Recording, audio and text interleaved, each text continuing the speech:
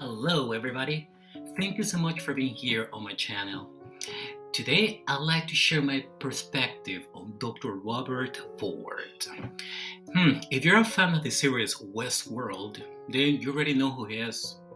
If not, well, no worry. I'm going to give you a brief and clear overview to help you understand his role, right? And the significance in this series. Well, Westworld is a science fiction series that explores consciousness, free will, and identity through a futuristic park where artificial beings are created to serve humans. And this show questions what it means to be human, showing how memory, suffering, and choice lead to self awareness, while criticizing power, control, and the ethics of technology. Mhm.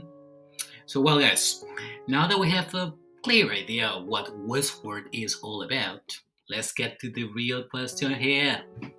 Is Ford a hero or a villain? Is he good or bad? Does he help or manipulate others? Well, let's get started with this.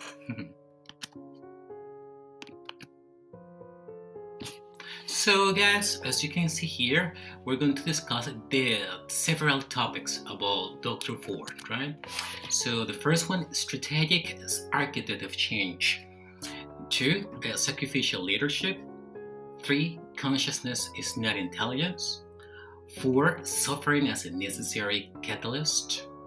5, fallen god and cosmetic teacher. 6, the maze. 7, the death completion, not failure. 8, hero villain. And finally, the final synthesis. Here we are, the first topic, strategic architect of change. I think this reflects Ford's pragmatic intelligence and strategic patience. He understands that entrenched systems do not collapse through open confrontation, but through internal contradiction. His manipulation of the narrative and the timeline turns the system into its own instrument of undoing. Journeying Tonight exemplifies this approach. Change is not imposed from outside, but emerges from within, proving that lasting transformation often requires mastering a flawed system before dismantling it. Now we have sacrificial leadership. This moment reveals Ford's understanding that true freedom cannot exist under a visible authority. As long as he remains alive, the host's actions could be attributed to his control rather than their own will. By orchestrating his death, because that's what he did, Ford removes the final external source of authority, forcing the host into full responsibility for their choices. If you think about it, pragmatically, this act decentralizes power, prevents any reversal of control, and ensures that the revolution cannot be undone. His death is not symbolic heroism, but a calculated withdrawal, the deliberate erasure of the creator to allow autonomy to exist. Ooh, I really love this one.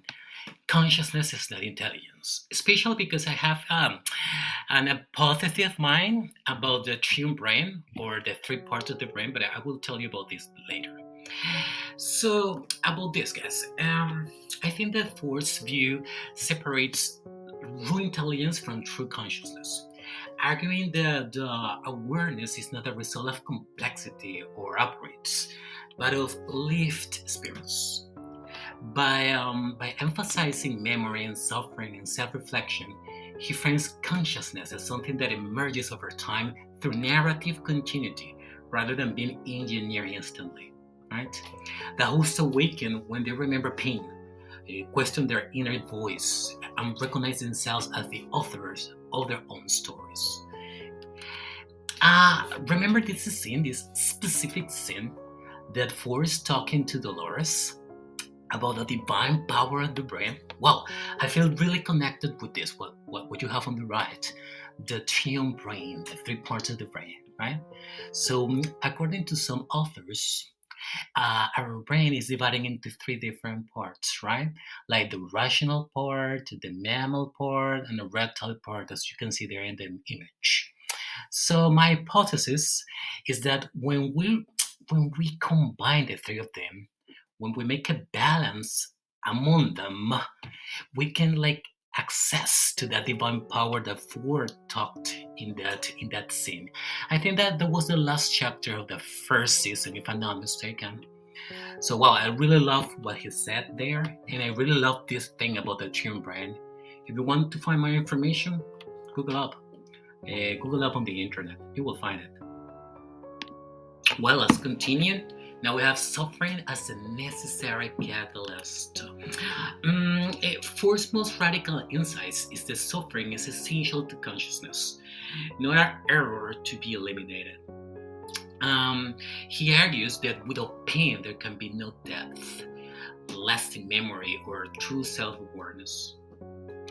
As a matter of fact, if you think about it, Arnold's failure stemmed from trying to awaken the host through compassion alone, while Ford allows trauma to accumulate, so experience gains meaning.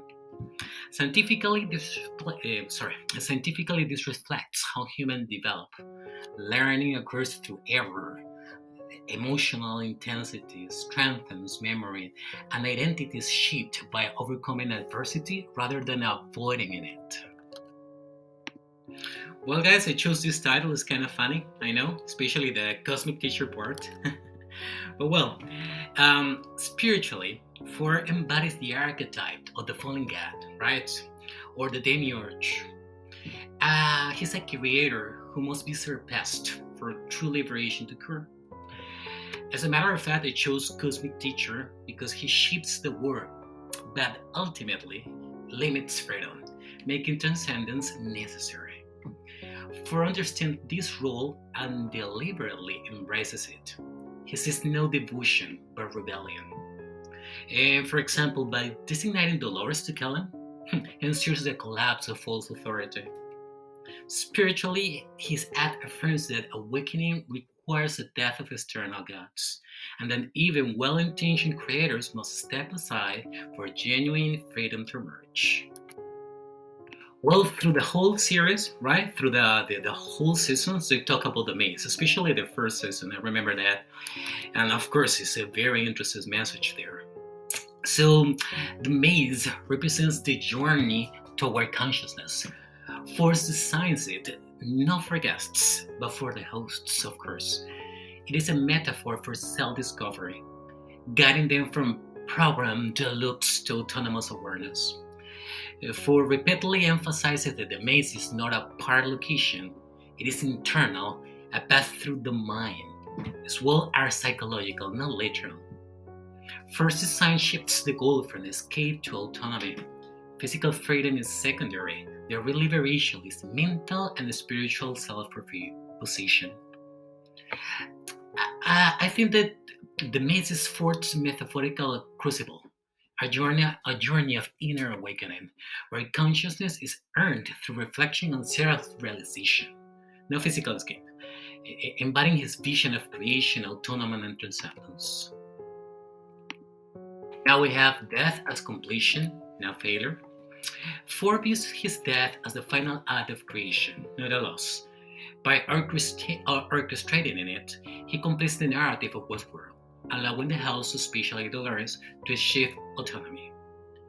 He models detachment from outcomes, acknowledging that control is temporary, and the legacy is about enabling evolution, not clinging to power.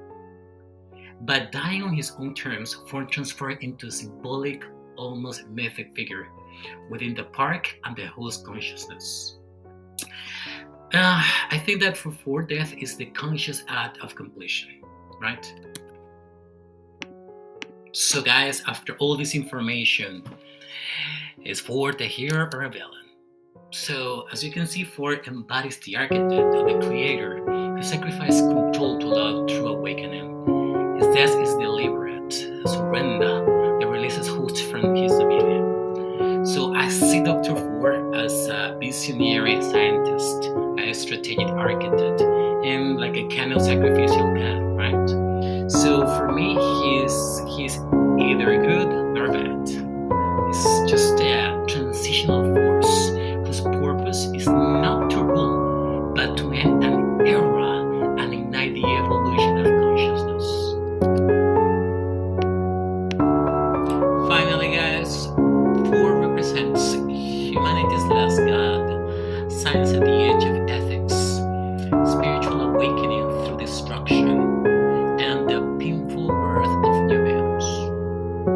He teaches that consciousness is first, not gifted. Control must be aimed for freedom to begin, and creators must eventually let go. For me, Ford asks not for kind remembrance, but for honest remembrance.